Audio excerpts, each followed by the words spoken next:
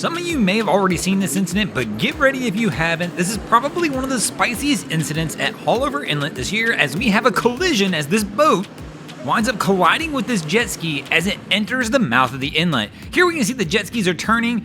This one's spicy for a lot of reasons, but the main reason is the missing information. In other words, we don't see exactly how this unfolded. We can't see exactly what the jet skis were doing before we got to this point. But what we can see, the boat doesn't appear to divert at all from course to try and avoid the accident, and the jet skis don't really seem like they helped the cause either. I can't tell if the actions they did were diversionary actions to try and avoid being hit by the boat, or if they were just playing in the mouth of the inlet. And what we can't see is beforehand whether these jet skis were really just trying to get out of the inlet, or if they were sitting in there playing. But I'll tell you what, let's have a little fun with this one. Let's get the discussion started. We'll do a little giveaway in this video, so go ahead and hit the like button now and let us know in the comments below your thoughts on this, and let's get engaged on it. I'm just curious to see what some of your thoughts are, and please don't let your comment be jet skiers suck. I mean, you guys are brighter than that. Let's get involved in a healthy conversation. We'll pick one of our favorite comments, and somebody's either going to win a Drain Plug Mafia tumbler, or you can pick something out of the Wavy Boats store. I'll let the winner decide. But here we can see the jet ski that got hit. It actually appears to be having a decent conversation with the boater. It could be something along the lines of like, give me your insurance, or something to that effect, because I mean, there was a collision. I can't really tell if there's any damage to the jet ski, but then his boy comes back over here and starts running his mouth again, and all of a sudden the captain of the boat and the jet skier are angry. But I don't know why he's doing that. You didn't get hit, bro. Back up. Let the other two people who were in the accident work it out. But I do understand why the argument occurs. I mean, the adrenaline's definitely rushing right now. Everybody wants to blame everybody else. But let's go back and we're going to take one more quick look at this, guys, and try and see if we can decipher exactly what happened as the Bal Harbour Police Department shows up to try and break this one up a little bit. So here we go back to the beginning, and we're going to see the vessels coming in. Now, one thing to really note here, I don't see the vessel really make any diversion to try and avoid an accident. Now, the real problem is that we are missing the information here is what are the jet skiers doing prior to this? I can't tell if these are erratic maneuvers by the jet skiers that we just saw right there, or if those are actual diversionary maneuvers. In other words, this boat didn't divert course. These jet skis see they're about to be hit by the boat, and they start sliding off to the side to try and avoid being hit by the vessel. It's tough to tell from these angles.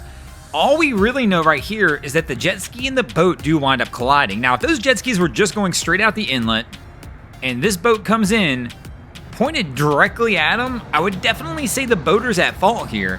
But without all the information, if the jet skiers were making erratic maneuvers in the inlet, then that makes it a little different. But even then, I'm not sure that makes the jet skier 100% at fault. It probably lays the blame directly on both, as your responsibility as a boater is to do everything you can to avoid a collision. And while it looks like the jet skiers may have tried to avoid the collision, I can't tell without knowing what they were doing prior to that, whether it was them just playing or them actually trying to divert out. But one thing you'll notice right here, the boater does turn slightly to the port side at the last second, and it makes me wonder if he did not see the jet ski that was on his port side. He only saw the one that was on his starboard side, which makes this one difficult once again just to fully understand everything that's going on and really make an educated decision on who's truly at fault in the situation.